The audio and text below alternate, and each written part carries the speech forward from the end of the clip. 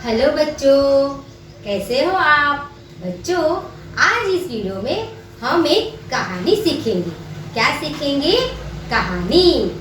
हमारी कहानी का नाम है लालची कुत्ता। क्या है कहानी का नाम? लालची कुत्ता।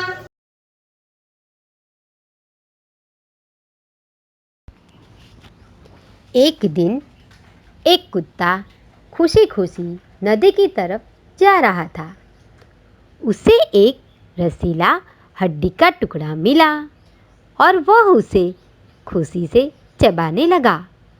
वह नदी के पास पहुंचकर पानी में झांकने लगा। उसे पानी में अपना प्रतिबिंब दिखाई दिया, जिसके मुंह में हड्डी का टुकड़ा था। उसने सोचा कि यह कोई दूसरा कुत्ता है जिसके मुंह में हड्डी है। उसे दूसरी हड्डी भी चाहिए थी।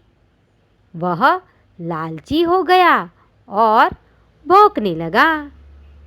जैसे ही अपना मुंह खोला, हड्डी का टुकड़ा पानी के अंदर गिर पड़ा।